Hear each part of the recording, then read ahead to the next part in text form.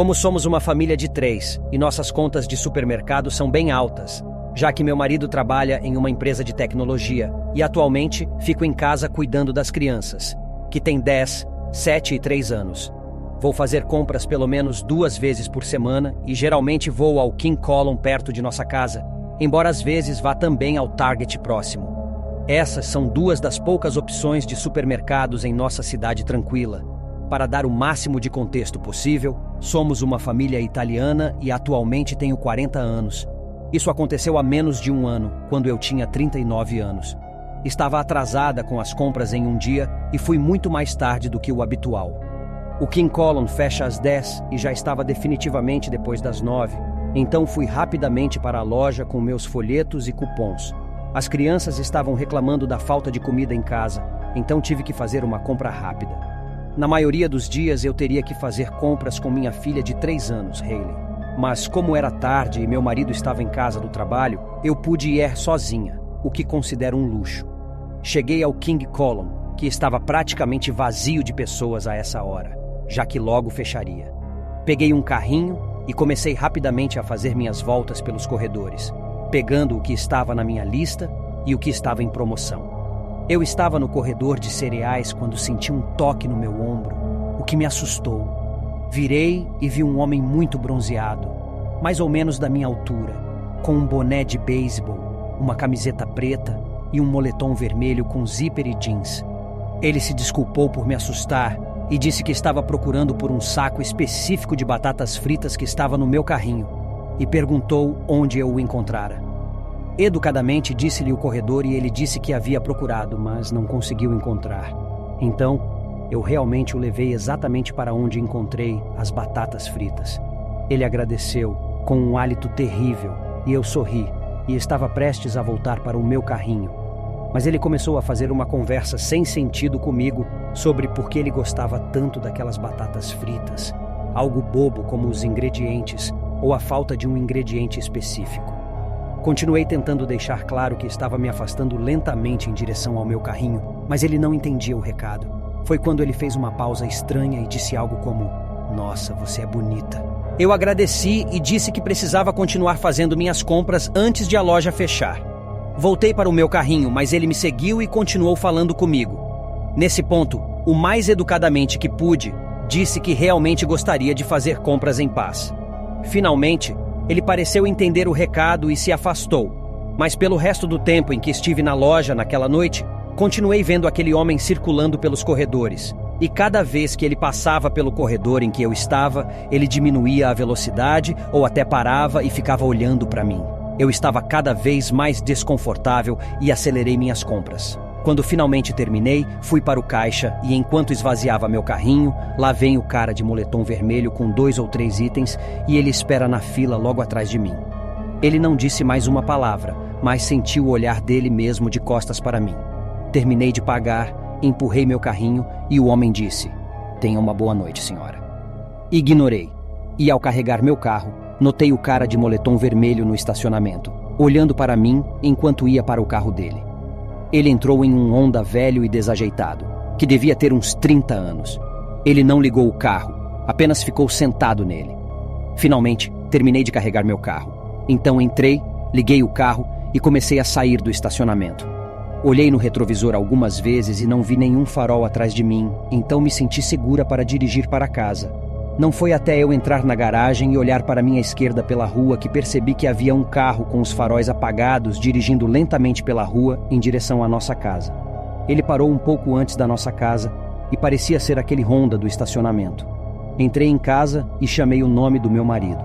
Ele desceu as escadas parecendo preocupado e contei que fui seguida por um sujeito assustador.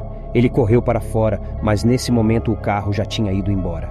No fim de semana seguinte, tarde da noite, quando estávamos todos na cama, ouvimos algum barulho do lado de fora no quintal. Sacudi meu marido para ele ir e verificar o que era, e ele foi abrir a janela. Ele viu alguém logo abaixo da janela, tentando abrir o portão lateral do quintal, mas quando ouviu a janela sendo aberta, o homem olhou para cima e começou a correr. Meu marido pegou o taco de beisebol de debaixo da cama e correu para fora.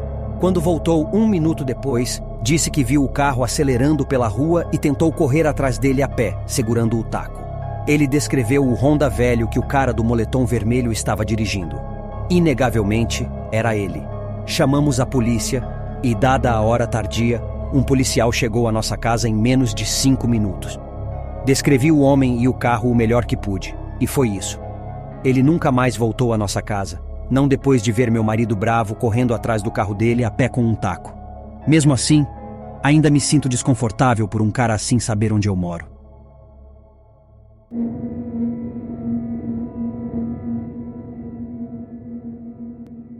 Quando eu estava na faculdade, trabalhava no Walgreens. A loja onde trabalhava era 24 horas, então algumas pessoas infelizes sempre ficavam trabalhando no turno da madrugada. Eu pensei que, como tinha 20 anos e estava na faculdade, meu chefe nunca me colocaria em um turno noturno. No entanto, acho que quando ela viu meu horário escolar e eu disse que estava livre nas segundas e quartas-feiras, ela me viu como um alvo perfeito para o turno noturno ocasionalmente. Um dia, vi que estava escalado para uma terça-feira à noite, das 12 horas a 8 horas da manhã. Tive que conferir o horário algumas vezes para ter certeza de que estava certo. Fiquei mal ao ver isso e, quando perguntei ao meu supervisor por que estava no turno da madrugada, ele me disse que, se eu tivesse mais de 18 anos, não teria realmente escolha.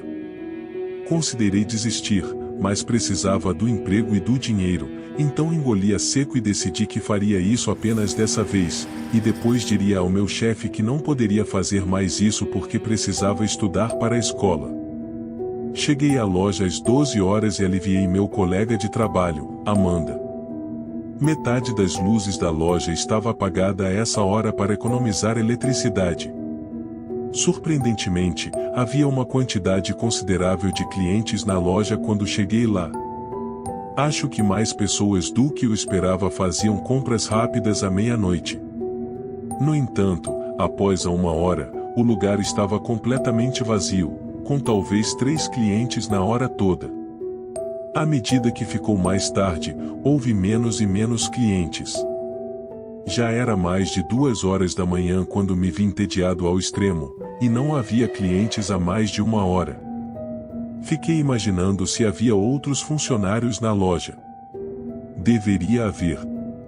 Eu supus que não poderiam deixar um jovem de 20 anos administrando a loja sozinho.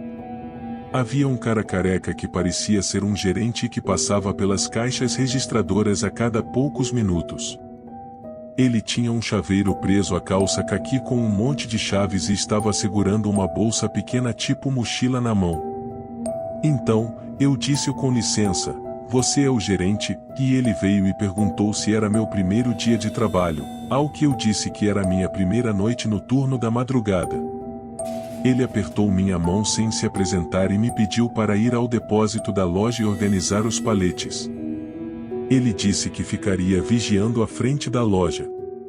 Eu não sabia exatamente o que ele queria dizer, mas achei que descobriria.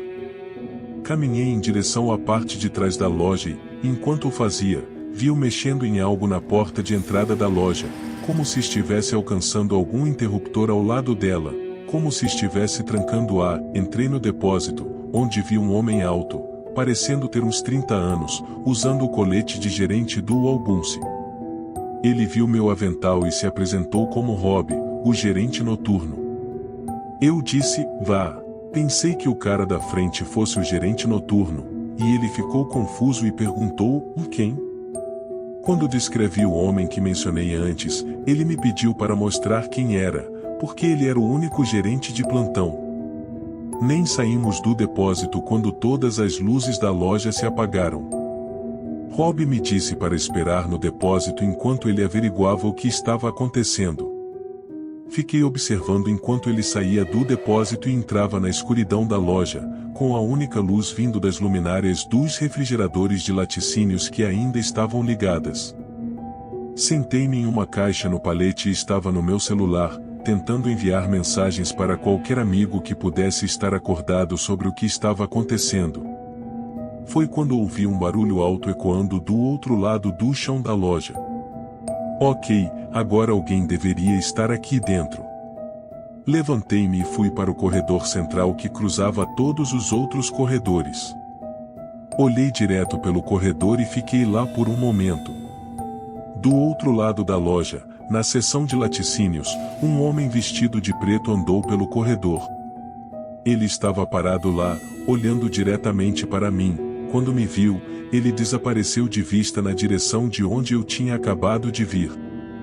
Gritei-o com licença novamente e comecei a correr pelo corredor para alcançá-lo.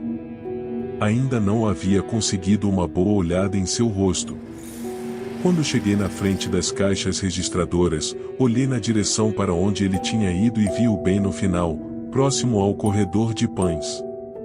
Metade de seu corpo estava escondida atrás da prateleira, a boca dele estava aberta e ele começou a me acenar, mas ele não se aproximou até que um carro da polícia apareceu. Cumprimentei o oficial e pedi a ele para me acompanhar até dentro da loja. Andamos pelo local procurando o homem, e o vimos em um dos corredores novamente, de pé e parecendo estar jogando algum jogo. Quando o policial ordenou que ele viesse até nós, ele realmente obedeceu.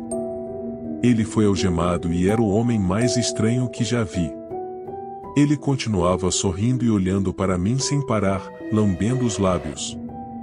Ele tinha olheiras enormes e só falou as palavras que o policial ordenou.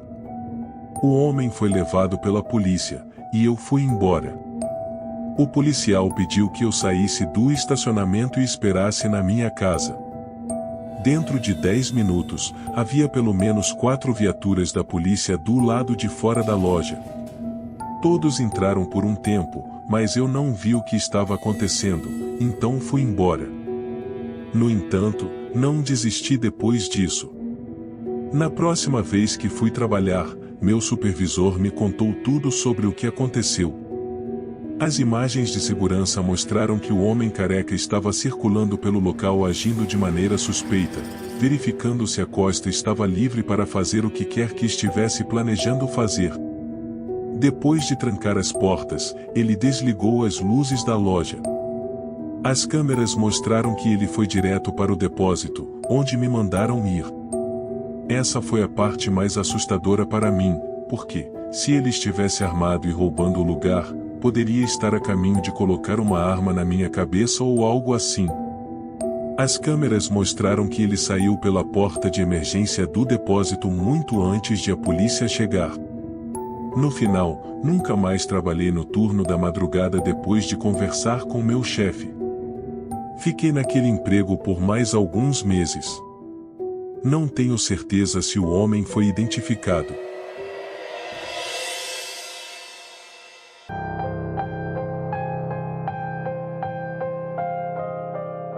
Costumava trabalhar como repositor noturno em um supermercado em uma cidade um tanto rural. A loja se chamava Grande Americano e era o maior e melhor supermercado da região. Meu turno começava assim que a loja fechava às 22 horas. Trabalhava das 22 horas às 3 horas da manhã, reabastecendo as prateleiras e organizando tudo antes do próximo dia de funcionamento. Claro, eu tinha as chaves da loja para o período após o expediente. Era uma equipe de 2, eu e mais alguém, ou Terry Carter ou Alfonso. Naquela noite, deveria trabalhar com o Terry. Cheguei à loja e entrei na área de estoque onde estava todo o inventário que ainda precisava ser organizado. Comecei meu trabalho usando a empilhadeira para trazer um palete cheio de caixas para o chão da loja. Comecei pela seção de pães e nozes, girando os pães mais antigos para frente e colocando os mais novos atrás. Perto da metade, percebi que ainda não tinha visto o Terry. Fui até a área de trás da loja, onde o estoque ficava, e ele ainda não estava lá. Deixei a porta dos fundos entreaberta com uma cunha para ele quando chegasse. Voltei a trabalhar por mais meia hora e, com o Terry ainda sem aparecer, fui novamente para a parte de trás da loja. Ele não estava lá, mas percebi que a porta dos fundos estava fechada. Eu assumi que isso significava que o Terry estava aqui em algum lugar. Voltei para o trabalho por mais meia hora, e com o Terry ainda não aparecendo, fui até a parte de trás da loja mais uma vez. Ele não estava lá, mas notei que a porta dos fundos estava aberta. Assumi que o Terry estava aqui e decidi verificar novamente. Abri a porta dos fundos e vi a cunha do lado de fora, o que achei estranho, porque ele deveria tê-la trazido para dentro. Chamei o nome do Terry e a voz ecoou pelo ambiente. Ele não respondeu, então decidi ligar para ele. Ele atendeu, parecendo que estava na cama, e perguntou onde eu estava. Disse a ele que estava na loja e ele perguntou por que eu não vi o recado que ele havia deixado.